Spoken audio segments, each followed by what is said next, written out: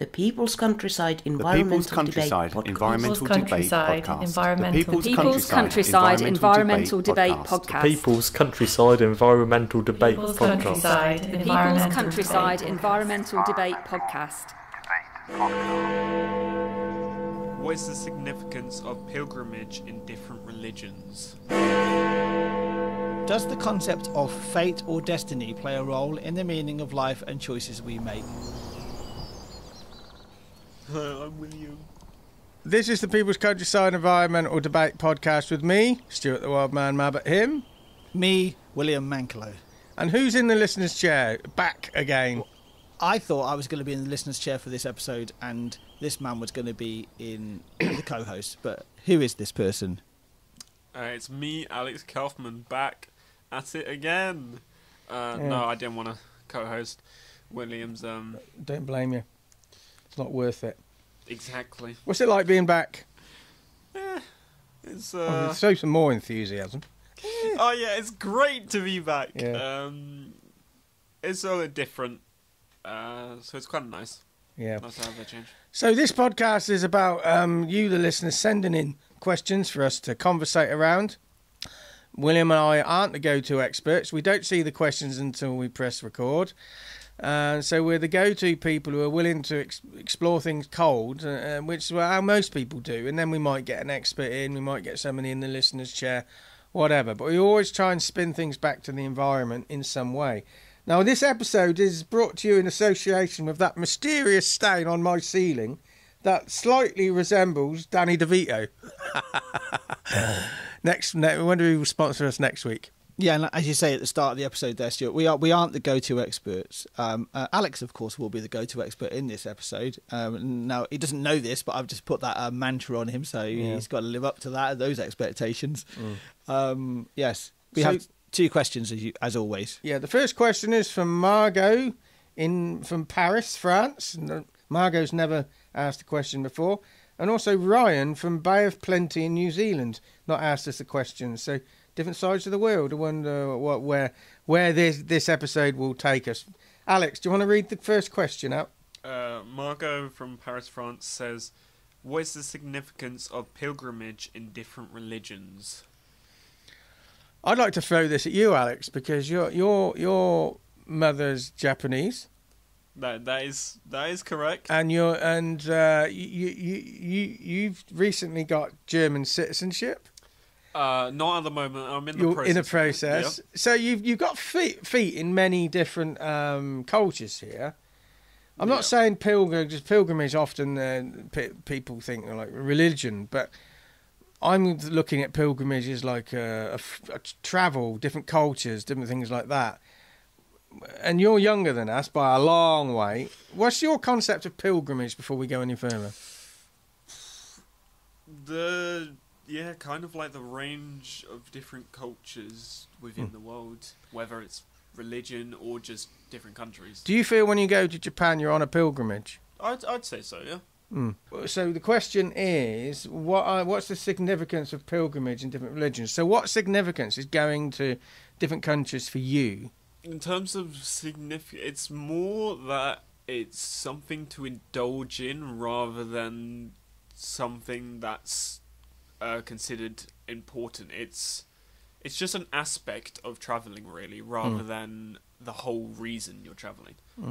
I was just thinking that I often go on a pilgrimage in some ways to Finland every year, mainly to see family, but it's also an opportunity for me to switch off from my day-to-day life. I'm out in the countryside with no cell phone coverage and no mobile phone coverage, very minimal at least. What does pilgrimage mean to you, though? So the pilgrimage means, I'm kind of getting to that in this sort of like description. Waffle, yeah. That it's a place of solitude and quiet. I'd go to somewhere that's solitude and quiet. I have a solitude and quietness in my life. Why do you need to experience and go there to experience that? What's the draw? What's the significance? Well, it actually is something that my wife and I have to do because we're going to go and see family. Practically go and see her mum.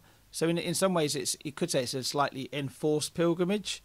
And I think in some ways I can see how, for whatever religion you are, you want to have a pilgrimage to a certain place.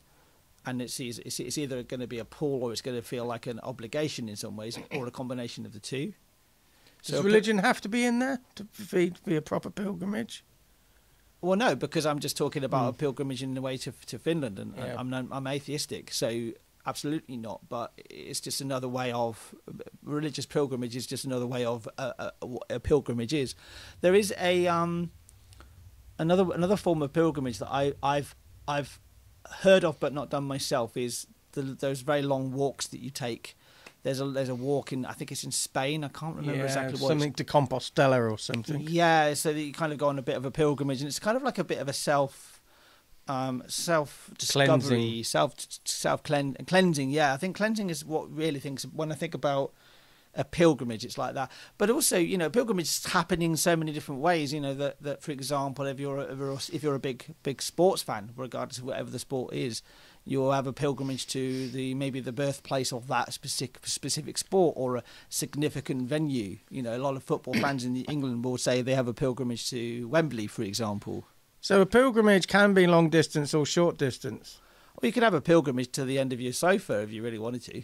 Alex, do you think to get a form of pilgrimage could involve not going anywhere? Yeah, I'd say so. It's following with what William was saying about how you can take it to your sofa. If you can take it to your sofa, you can just clear your head where you're sitting and have a pilgrimage just in your head. So in that case, yeah, I'd definitely say so. Yeah, because I often think people are going somewhere else, the other side of the world, to find something that's maybe in front of them. The grass is always greener.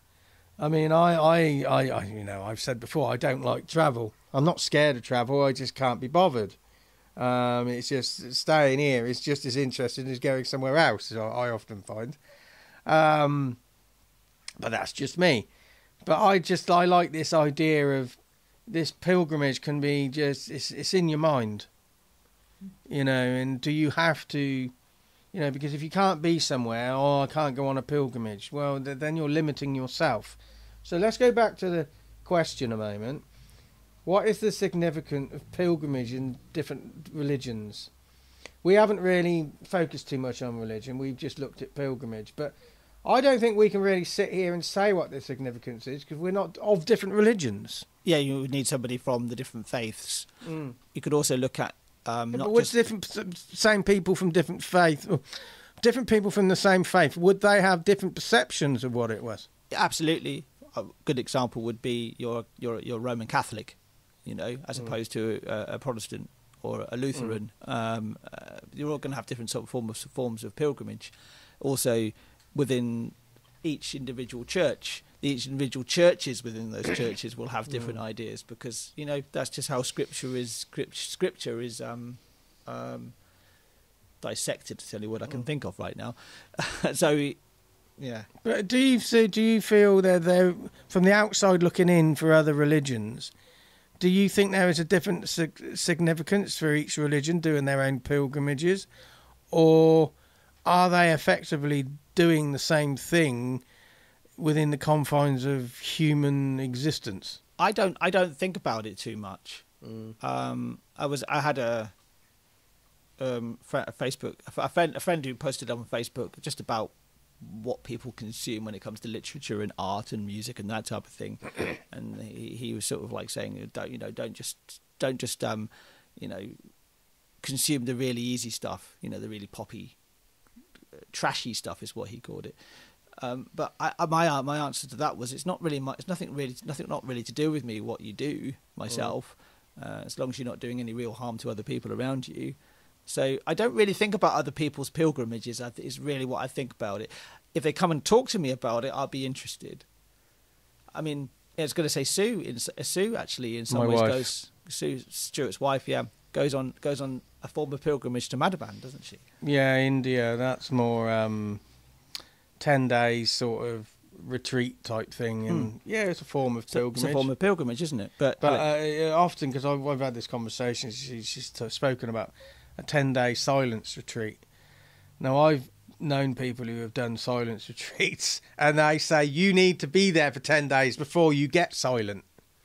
It takes you 10 days to it's no point having a 10-day silent retreat, because the last day is when you'll actually work it out. Well, we did a workshop very recently for Signly at the Earth Trust, and we do silent walking within those workshops, and they were very good at doing silent walking, because some groups aren't. Yeah, they're yabbering on. But you can't be hard on that, because it takes time to get into it, and we do more than just one lots of silent walking, don't we? I think we do 3 lots in this workshop we did. Yeah. So because every single time you do it, you remember the last time you did it, and you actually practice at it. Yeah. So you need like probably about a week to 10 days to fully benefit from going on a silent retreat.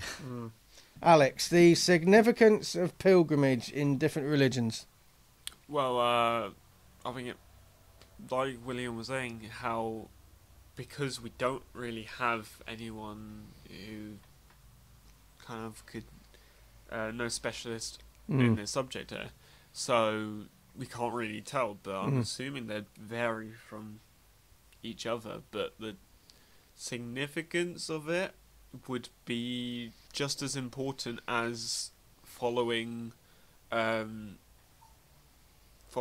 guides that have been set out by that religion, because I know a lot of religions are based around peace and all that, which does kind of link into this pilgrimage subject. So just having it's of course important, and there is some significance to it, but that would vary across the different levels of faith as well as different religions, I think.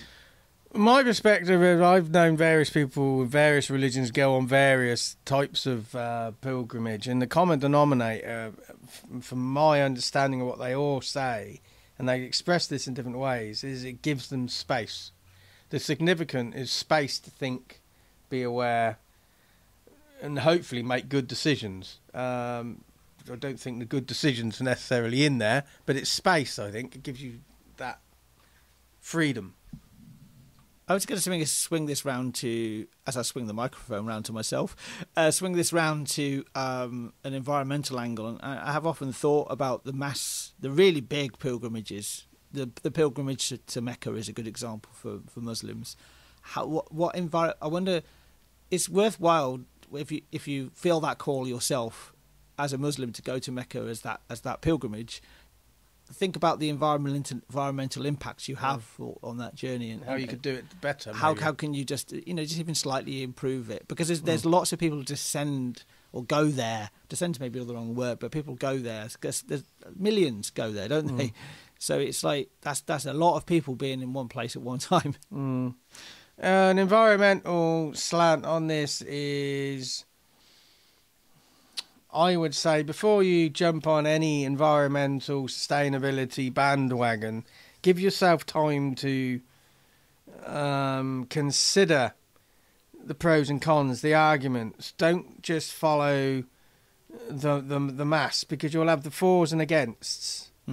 It's easy to follow one or the other, but actually the interesting people are the ones that are somewhere in the middle.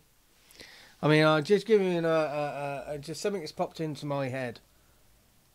20 years ago in Oxfordshire, there was 2 summers running, there was this scops owl, a very unusual bird in this country. Scops owl, you look it up. And it appeared 2 years running in the same field at the same time in the summer. So it was obviously migrating, but it was lost. It did the same thing. And I went both summers to hear it. And I didn't see it, but I heard it. And there was always a group of people, twitchers, bird watchers, whatever you want to call them, looking for it.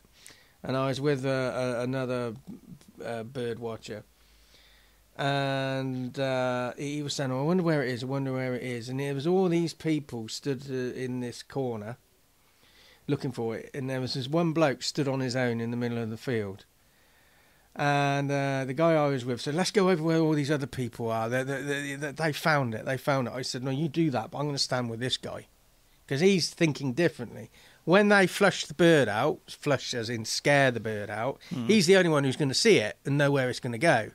Yeah. So stand next to the person who's on their own, because they've got a different perspective. Alex? a great point, and especially perspective with all this talk about the pilgrimage and all that. Environmental stance on this would definitely be just consider your surroundings.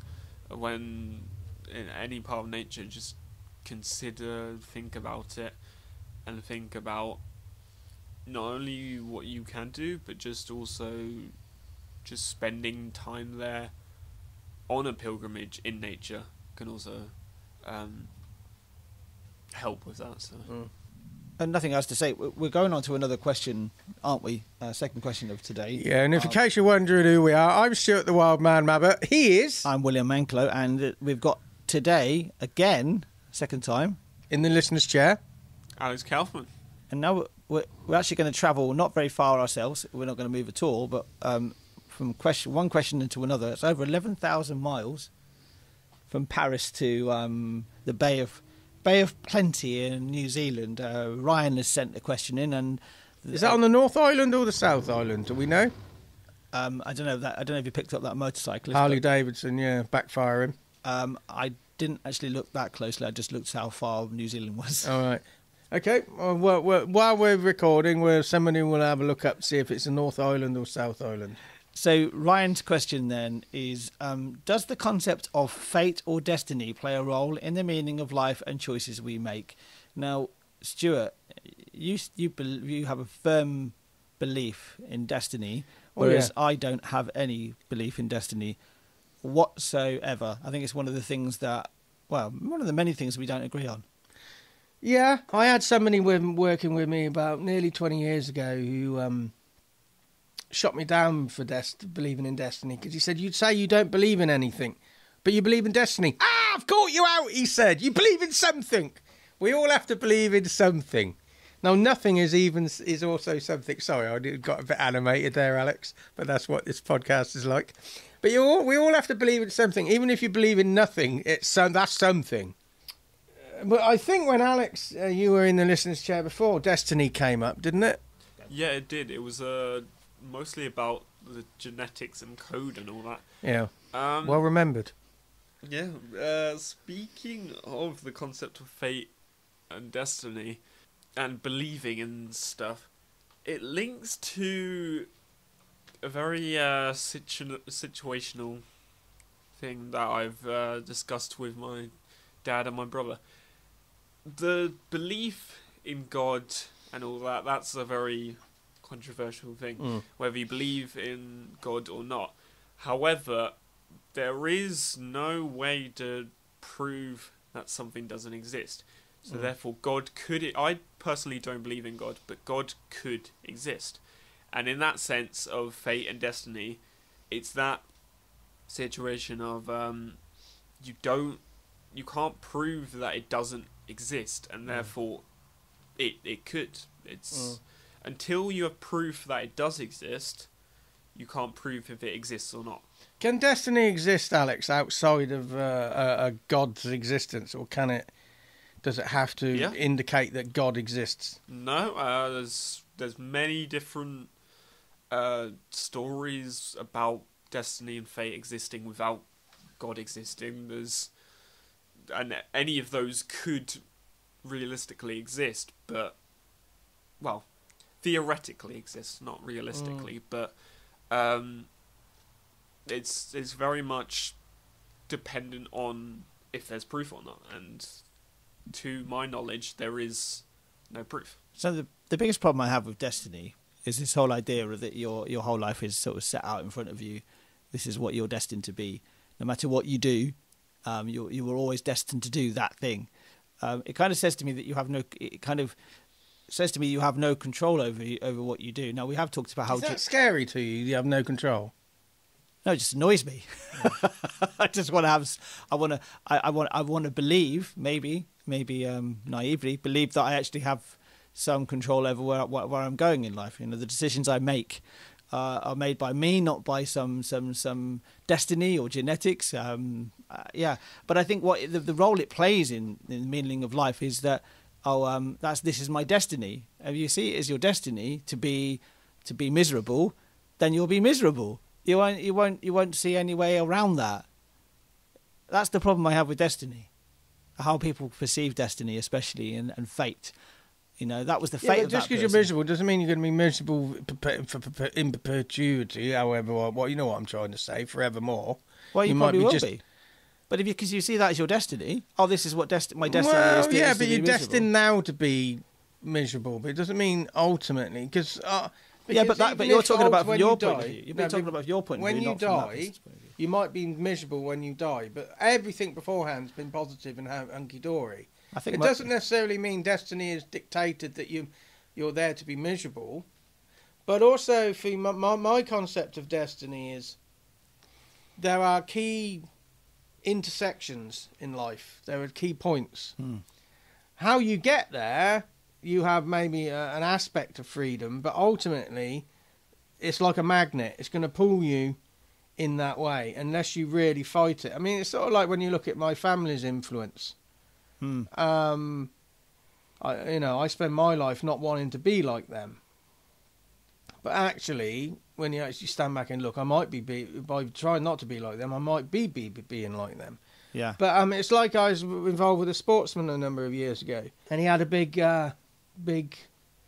individual meeting, and he was a bit nervous, and I said, look, if you're destined to win this meeting, there's absolutely nothing you can do to avoid winning it. Okay? If you're going to win it, you can just turn up, be relaxed, chill out, not take it too seriously, and you're still going to win it. But for me, that's nothing to do with destiny. That's to do with preparation. So for example... I don't know. I've known unprepared sportsmen still win because they're destined to win. No, Alex wants to say something here. That's nothing to do with destiny. It's got absolutely nothing to do with destiny. Again, it's just to do with preparation. It's got to do with circumstances. For example, so there's a great example of this that happened, I think, in one of the Winter Olympics. I can't remember when. It was in the early 2000s. Got to the final. There was the vast majority of the skaters were the top skaters, and there was this one Aussie guy that basically was there just because he was the best. He just got to the final and he did well to get to the final, and he wasn't going to be able to compete. They went round I think it was almost the last corner of the race. They were everybody else was so competitive with each other that he won because they all knocked each other out. He came and got the gold. It's really good to go and watch the video. Actually, I think we should put a link in the description. Mm-hmm. But you're going to say that's destiny. I'm going to just say that's because it was just circumstantial. I wouldn't say it was destiny. I would say it was fate. Well, that's funny that you point that out, because destiny and fate are practically the same exact thing. They intertwine with each other all the time. But both destiny and fate are concepts. So, in that sense, what really is destiny and what really is fate, if it's just a concept? It's just a mindset, I think. Everything's a mindset. Time is a mindset. But is it? I think it's a concept, time. Yeah, time is a concept. But then, if you're saying destiny and fate is a mindset, does that mean every concept is a mindset? No, of course not. No. So does the concept of fate and destiny play a role in the meaning of life and the choices we make? So regardless of whether you believe in it or not, does it have a role in the meaning of life and the choices you make? If you don't believe in it, it's going to have a role in your choices and the meaning of life, because you might think, I'm free to do whatever I want here. But then I know people who believe in destiny and fate, and they still they have a freedom because of their mindset. They're not attached to having this definable understanding. For me, I think a lot of life is futile. We're just pissing in the wind, and we're not actually doing anything. We're just passing time. That's all we're really doing, and trying to be immortal and avoid our own death. And I believe there's an awful lot of stuff mapped out already. I don't believe in a God. I don't believe there's a sentient being dictating this. I just feel that, you know, there's magnetic pulls and all different types of energy pulling us in certain directions, certain traits that will make us make decisions. But once you shake hands with futility of life, there's a freedom in that. There's as much freedom as people get who don't believe in. So I've met people who vehemently don't believe in destiny, who feel free. They feel no more freedom than I do, or no less. Alex, North or South Island? Where is he? It is North. North Island. Okay, so Bay of Plenty is in North Island, New Zealand. Alex. Yeah. Well, I think no matter if you believe in it or not, it will always linger in the back of your mind, and that will influence your life choices. It's like when you're asked to think of nothing. You can't think of nothing, you have to think of something. So the reverse psychology of it, no matter if you believe it or not, there's always, whenever you get into a conversation about it, there's always that thought that lingers in your mind, and because of that, it does change your perception, whether it be that you don't believe in it and therefore you have free control and you believe you have free control, which affects your life, or you believe that destiny and fate do affect your life and therefore you kind of follow its guidance. And that's all. See, for me, I believe in destiny, but I don't let it necessarily... It's not in the forefront of my mind all the time, in the sense of the freedom comes from... I can't prove whether destiny is real or not. On the law of averages, I feel it is. But the freedom comes from saying, well, it doesn't really matter. Let's just get on with it. That's where the freedom is. You know, I don't think about it too much. I don't think about destiny whatsoever. Except when we're doing this podcast, and it constantly comes up. Well, when you've got when it's actually in the question, you can't really avoid discussing it. I think about the information I've got, the information and the knowledge I have in any situation, and make a decision based upon that point of view. Not to think about. I would think about, okay, where am I going to be in 5 years' time, or where would I want to be in 5 years' time, and I'll make decisions based upon that as well. But again, that's from the information I currently had at that time. But are those choices from you thinking you have control of your life and therefore not believing in it, doesn't it? I don't give a shit. Oh, come on. Let's expand on that. I suggest you answer. Yeah, dig into it. Dig into your own bigotry and lack of knowledge. I just don't think about it. Well, we talked about how... Okay, so what not thinking about it, what's that like? Because we've said that you can't have nothing in your mind. So even if you don't think about it, somewhere in your mind I'm not saying I'm not thinking. I just don't... No. But you're not. I'm saying there's somewhere in your mind you will and you are thinking about this. Because to not think about it has to be a conscious decision. No, because okay. Do you think about Everton Football Club? A lot, but I put it. It's not at the forefront of my mind. Do you think about a birch, one specific birch tree at the side of a road, but side of the Ring Road 3 in near Helsinki? If I had the space to, I wouldn't not. But you don't think about it, do you? That's what I mean. I don't think about destiny. I don't think you understand how I don't think about it. You can't think about a tree that you don't know, you're not made aware of. But somebody makes you aware of destiny, so I don't believe in that. So there is somewhere your brain is processing it somewhere. Alex? Because I'm answering... But it's answering the question, though, isn't it? Mm-hmm. But I still think our mind is aware of all these concepts that either focuses on or it doesn't. Yes. Somewhere in there are other things in your life like destiny that you put to one side. Mm-hmm. So there is going to be a room in your brain where all these things exist, and somewhere, even if you're just aware that it's just there, put aside, right. Your brain will still somewhere. Alex. We'll come back to it in a minute, but because we need to have a debate about this. No, we don't. Oh, we do. I do. It's like being aware of the colour orange.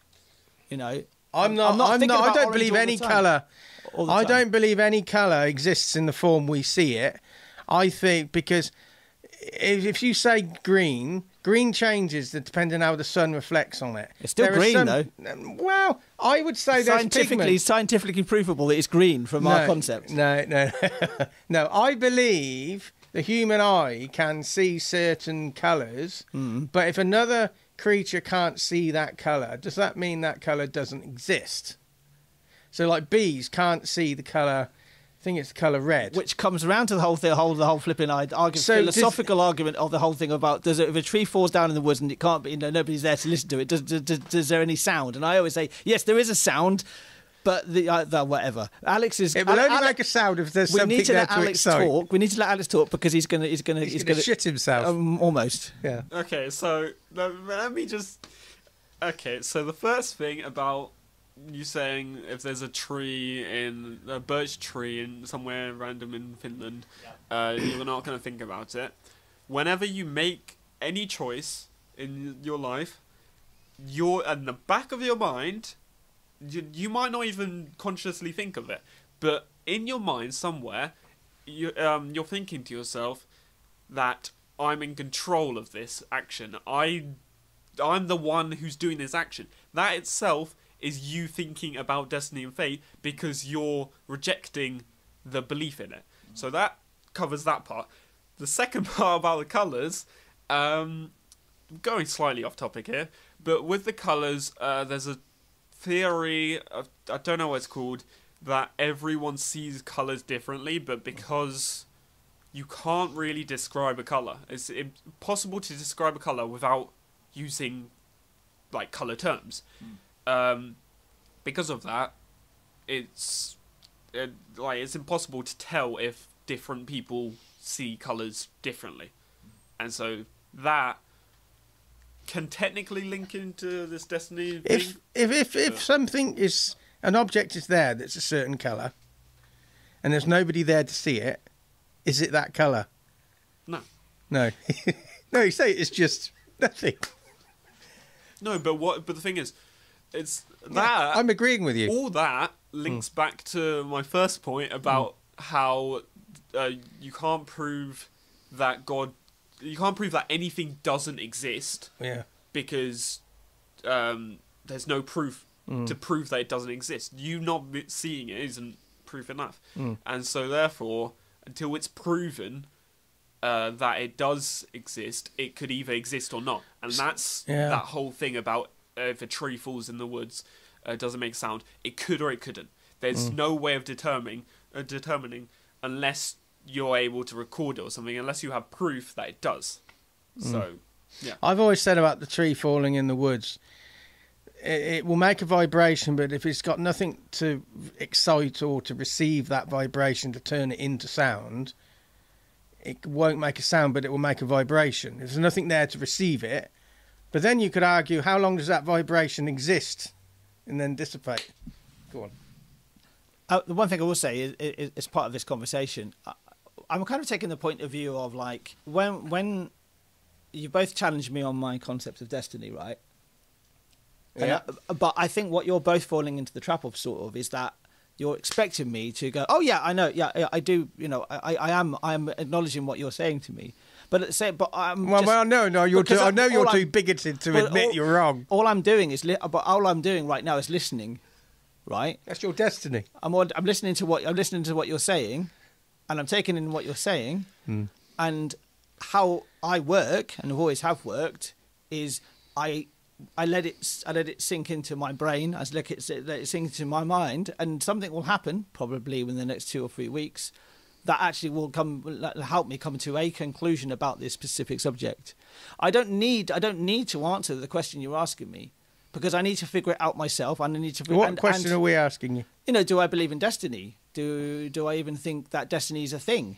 I kind of say it isn't. But I'm open to having my mind changed. But I'm not going to change it on a whim. I'm not going to change it in a second.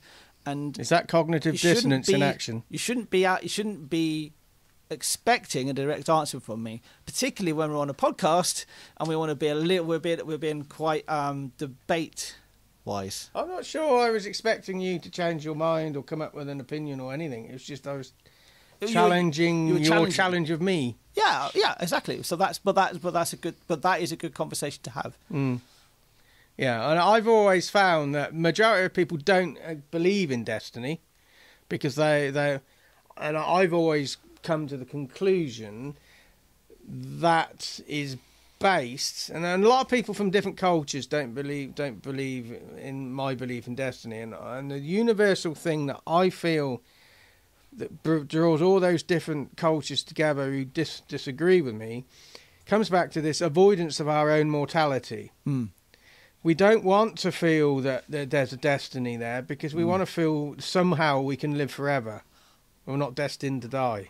I think. So that's where, I my relationship with my own mortality has been very close since I was a child. So I think that predisposed me to be amenable to a concept of futility and destiny. But it's, I don't know, young person Alex, where does, you got your life in front of you, where does you feel your life may go, and what role do you think destiny plays in that? Well, it's funny, William, that you're saying about how we're teaming up on you, because I personally do not believe in destiny. No, I wasn't saying that. I was just saying that it felt like you were expecting some form of answer from me. No. Now. That's the impression I got. That's your impression, yeah. But I wasn't expecting an answer. Go on, Alex. Yeah, no, so I don't believe in destiny. I love to plan. I've done ridiculous amounts of planning in the past. Bit too much, but so I like to plan my life ahead, and that's why I don't understand the idea of going with the flow, because for me everything I've done, every major thing I've done in my life, I've planned for.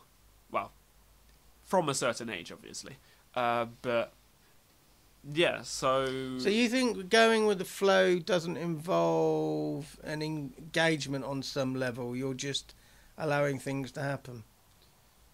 No, but that is going with the flow, allowing things to happen, and I like to have my own path written out for me, and I like following that path. I like. Why do you like that? I like having a guide for myself. Why do you like that? Because it's this whole idea about, if destiny and fate do exist, why aren't you guided for it?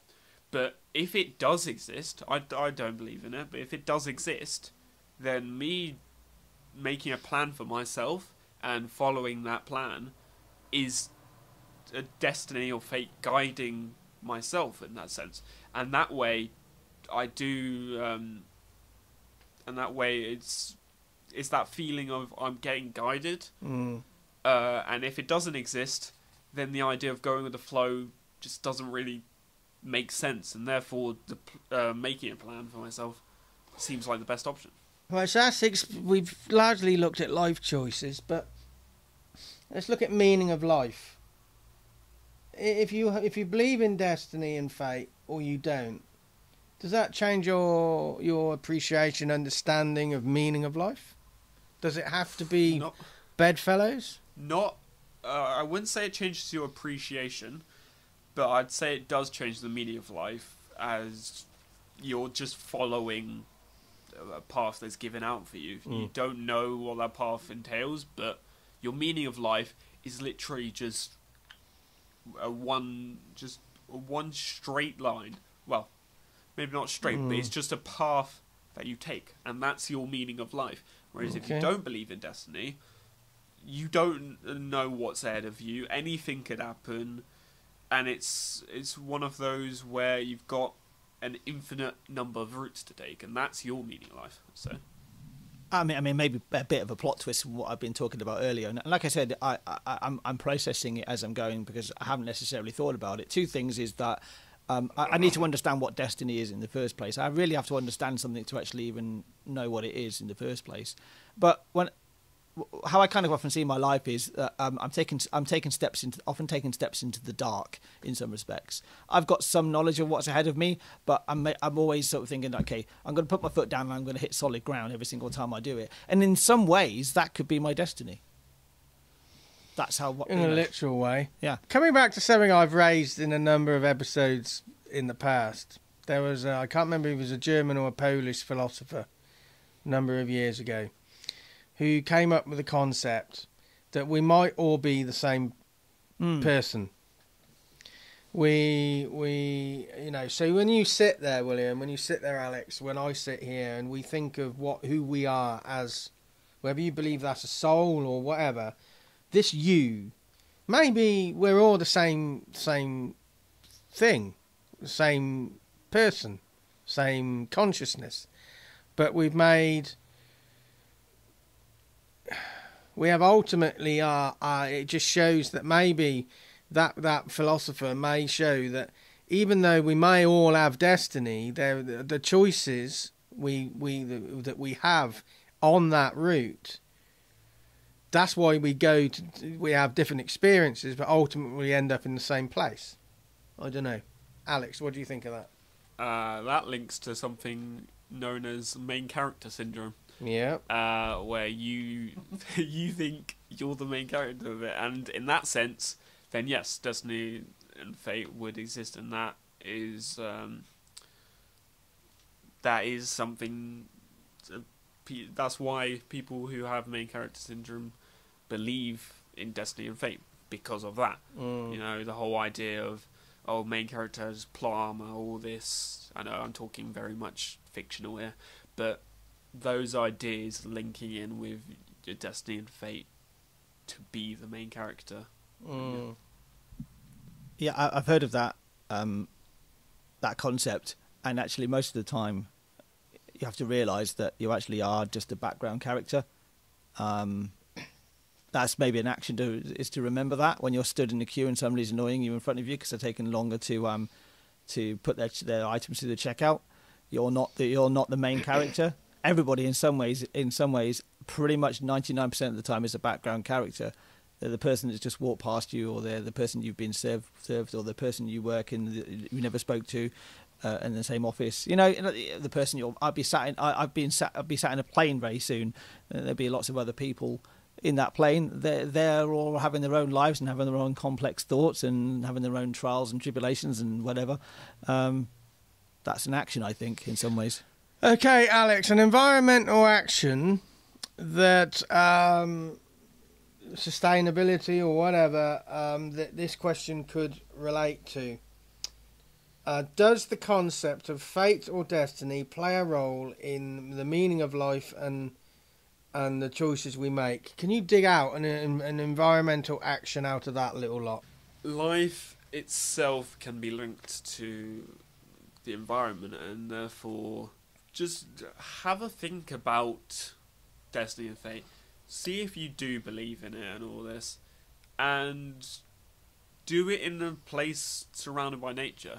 Have that thought inside in a nice fresh space, and just think of what your ideology is on that topic, and then you could even think about nature itself and what's the purpose of life for the environment. So.